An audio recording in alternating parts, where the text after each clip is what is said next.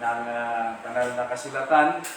Yamang ngayon ay panahon ng Kapaskuhan, inaalala ng sanlibutan ang kapanganakan ng Panginoong Kristo, bagamat hindi tayo mahawak kung sa paniniwalang December ang kapanganakan ng Panginoong Kristo. Pero mahalaga yung pag-alaala sa kapanganakan ng Panginoong Kristo. Kaya merong mga evangelical na Kristiyanong nagdiriwang ng kapanganakan ni Kristo na nakatuon doon sa mahalagang katotohanan ng pangyayari. Hindi yung birthday mismo, kundi yung pagparito ng anak ng Diyos para maging ating manlulugos. So ang pag-aaralan natin ngayong umaga ay ang pagkakatawang tao ni Kristo, yung incarnation. Yung incarnation, galing yan sa Latin na incarno, na ang ibig sabihin sa laman. Yung laman, naging karne. Ibig sabihin, naging tao, nagkatawang tao, umako ng pagkatao ang anak ng Diyos. So dahil sa kahalagahan ng kung sino si Kristo, para sa pagkaunawa ng Ebanghelyo, hindi natin maunawaan ng maayos ang Ebanghelyo kung hindi natin maunawaan ang katauhan, yung persona ng Panginoong Hesukristo at ng ating kaligtasan. Kaya mahalagang maunawaan natin ang katuruan ng pagkakatawang tao, ng incarnation. So unang tingnan natin, ito ay dalawang serye. Ang unang tingnan natin ay ang paraan ng pagkakatawang tao, yung the means of the incarnation. Kung paano katuparan ng Diyos yung kanyang layunin, na yung kanyang bugtong na anak ay aako ng pagkatao. At yung kaparaanan ng pagkakatawang tao ay ang birheng pagbubuntis o paglilihi at kapanganakan. Yung isang birhen, si Maria, na hindi nasipingan ng lalaki, ay naglihi o nagbuntis at nanganak ng isang anak na lalaki. So itong katuruan ng birheng paglilihi at kapanganakan ay batay sa dalawang tahasang mga salaysay ng Ebanghelyo.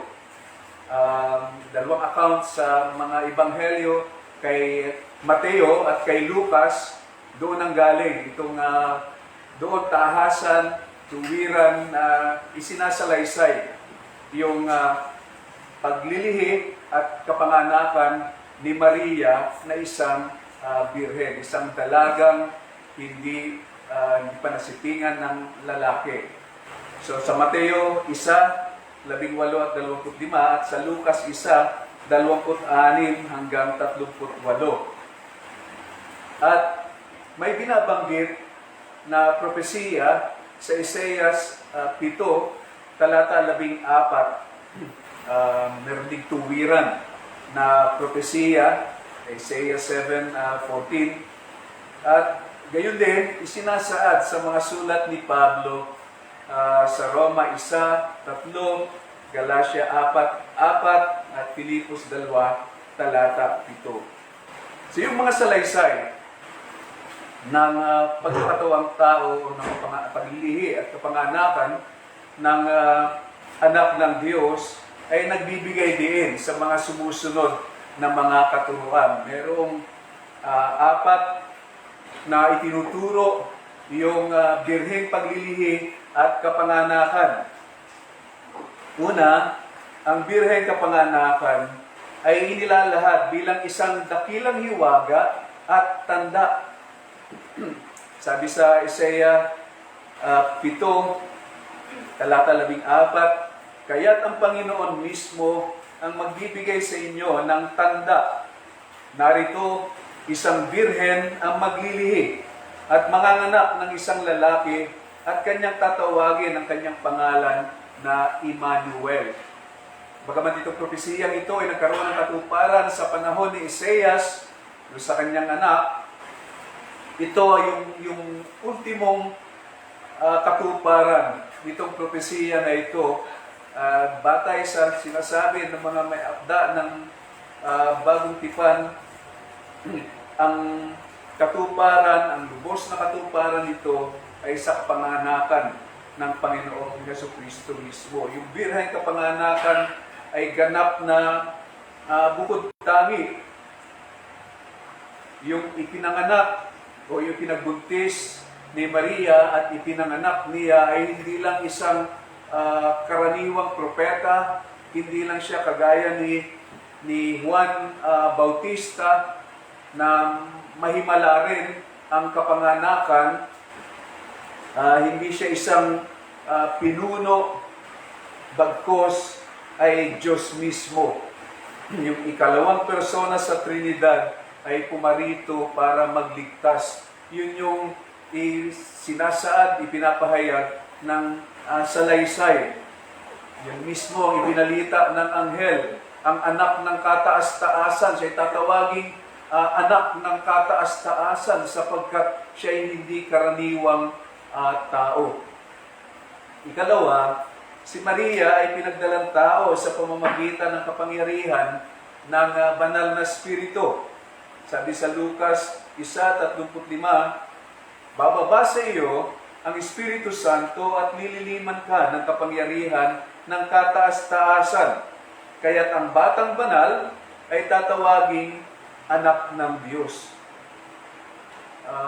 Si Maria ay hindi nagbuntis mula sa binhi ng isang lalaki. Bagkus ang banal na Espiritu ang gumawa sa kaniyang katawan o sa kanya at siya ay nagdalang tao. Hindi pinaliwanag kung papaanong ginawa, ano ang nangyari.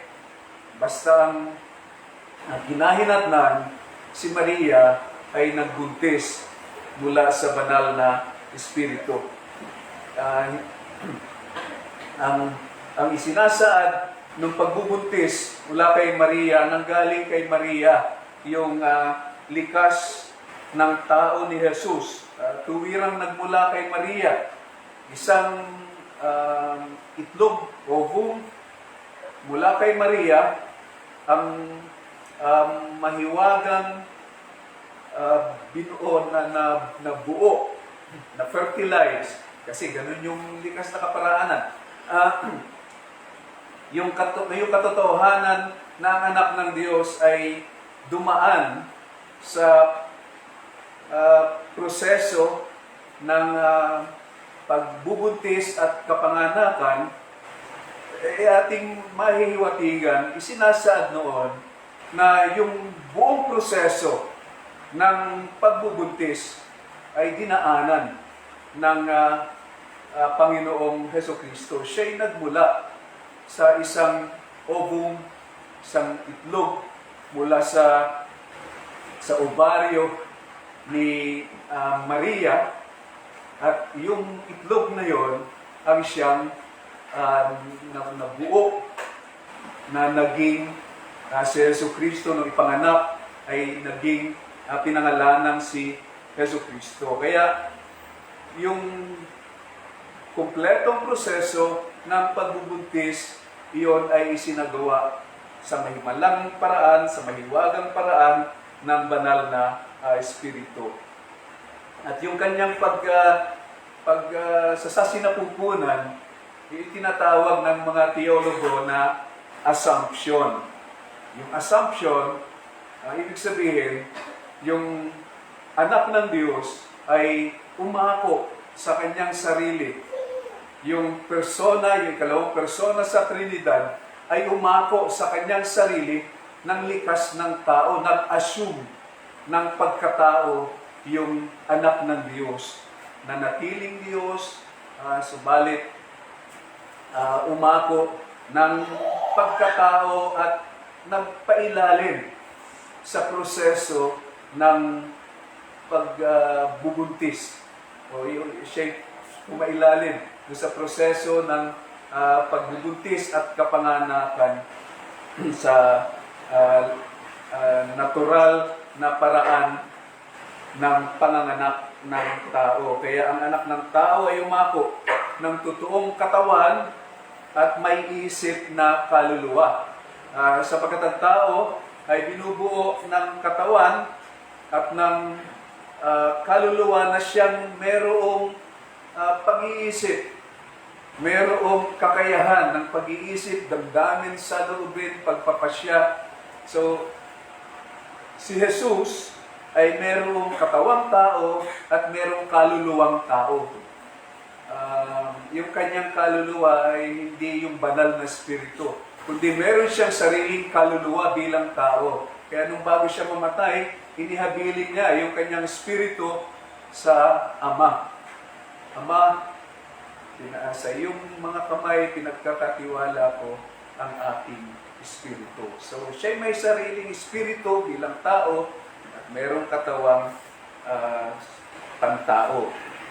At ikatlo, ang mga salaysay ay nagbibigay sa batang isisilang ng mga taguri o titulo na inilalapat o pang-Diyos, pumapatungkol sa kanyang pagka-Diyos.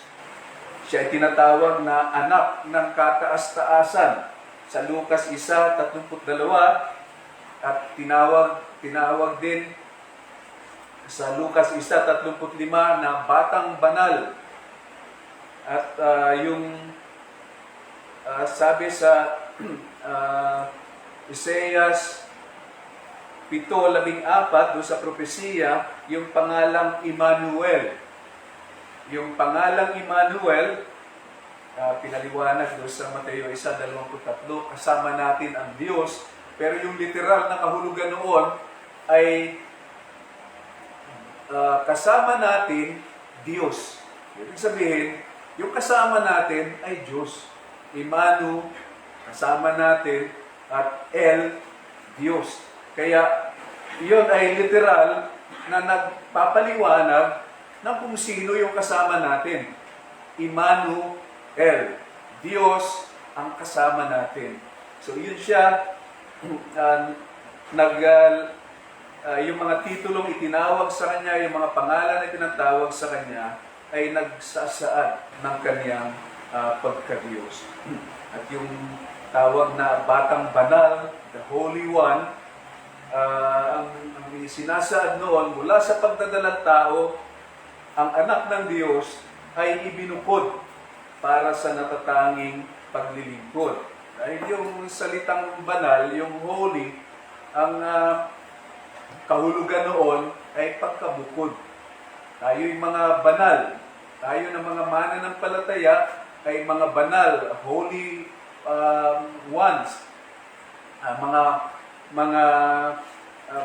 Ang tawag sa atin, ang tawag ni Pablo sa mga mananampalataya ay mga banal sa Korinto. Ganun din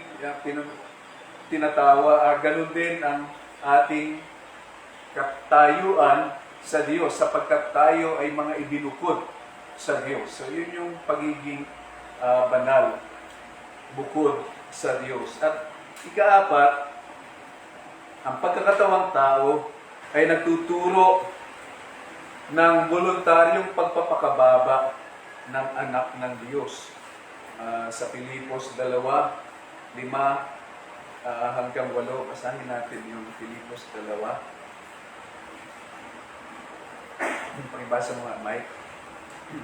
Pilipos 2:5 hanggang 8.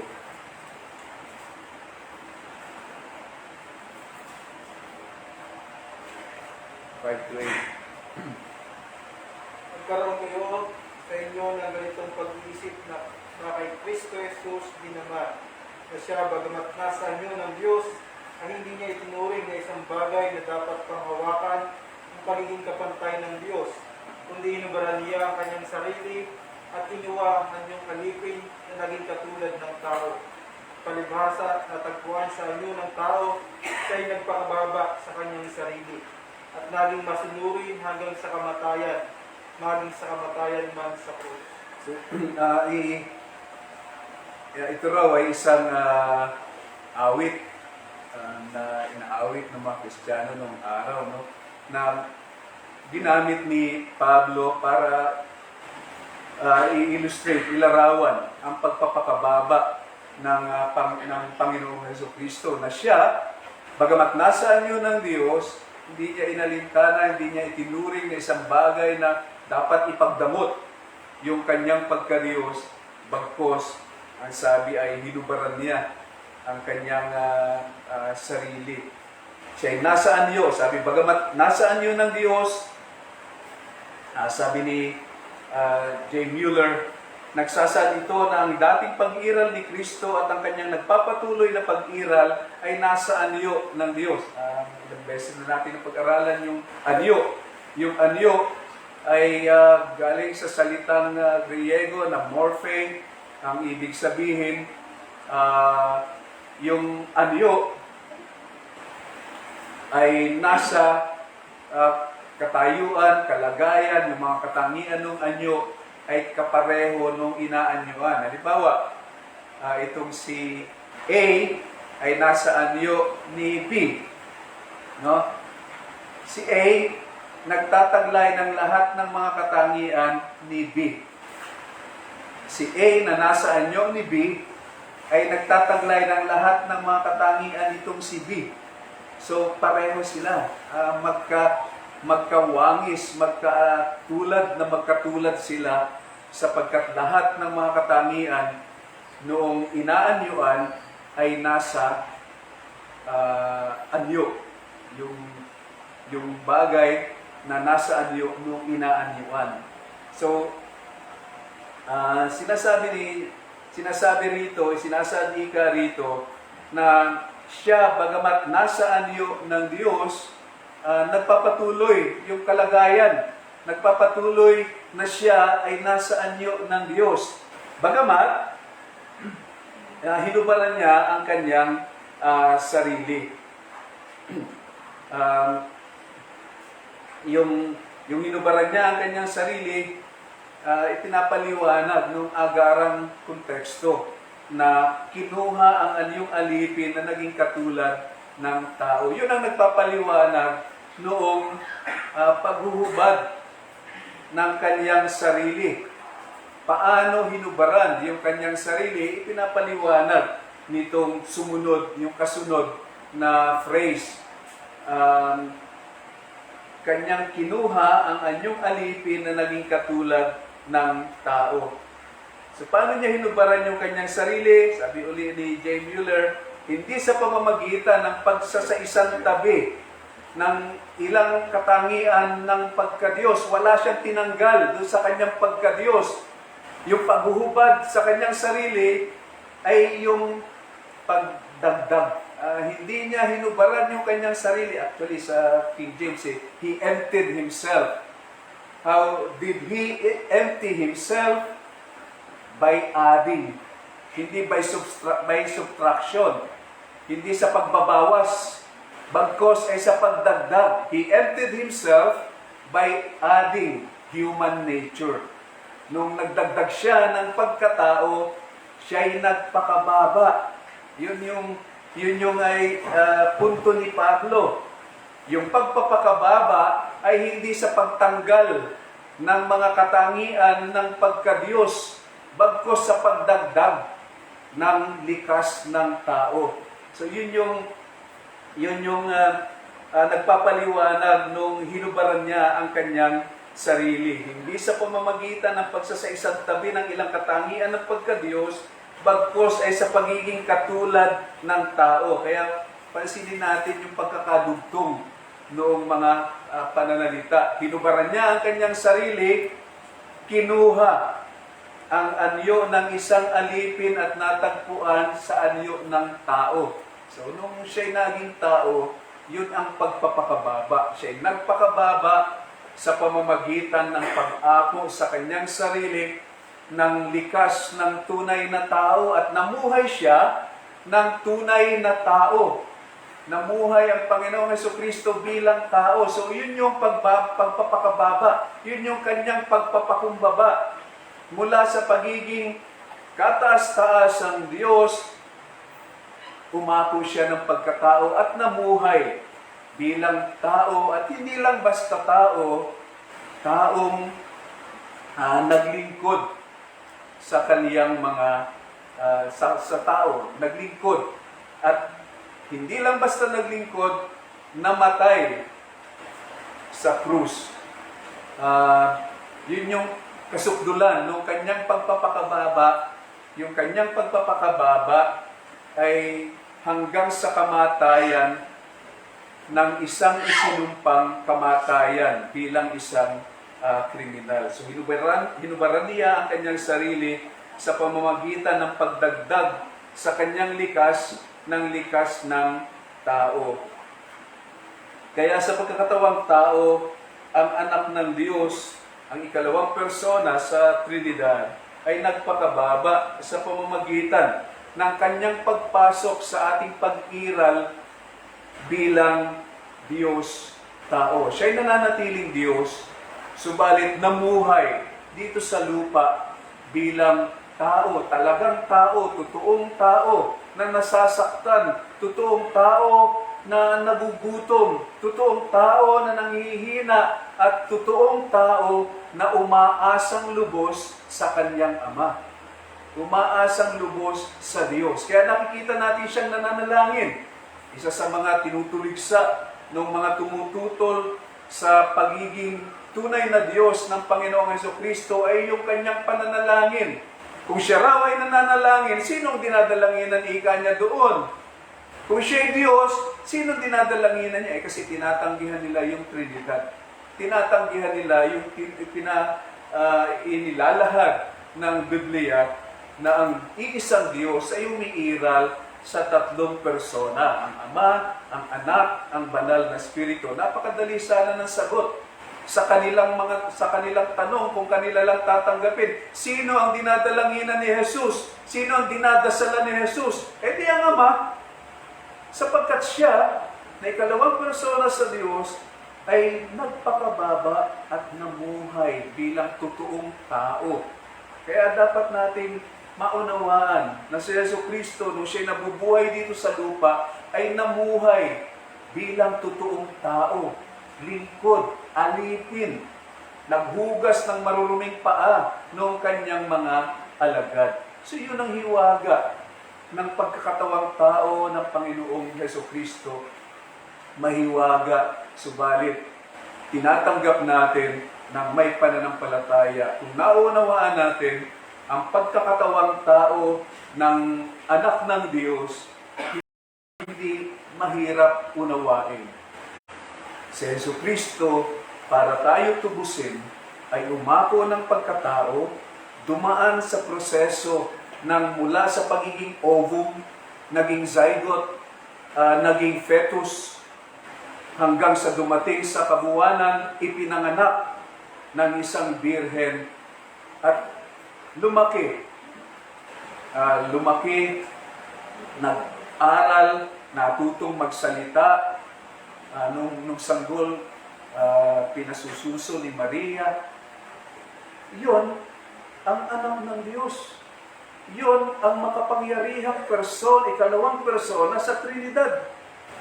Kalong-kalong ni Maria, pinasususo, umiiyak kapag ka nagugutom, umiiyak pagka nabasa yung lampin o dumumi, hinuhugasan ni Maria, tinuruang maglakad, tinuruang magsalita, at tinuruang ng kasulatan, naging masigasig na estudyante ng banal na kasulatan, lumakas sa pangangatawan hanggang sa dumating sa puntong nung siya'y 30 taong gulang, kinakailangan na niyang magministeryo. Pero bago yon, dumaan siya sa proseso ng pagkatao na lumalago sa karunungan, sa kalakasan, natutong magkarpentero, nagkakarpentero, sunog ang balat, kaya yung mga picture na Jesucristo ang kinis-kinis ng mukha, hindi siya yon. At huwag rin nating hangarin na mag-imagine kung anong itsura niya, sapagkat hindi doon natin dapat makilala sa Jesucristo, kundi siya'y dapat nating makilala bilang ang tagapamagitan sa Diyos at sa tao, ang Diyos-tao na si Jesucristo. Meron ba kayong mga kanungan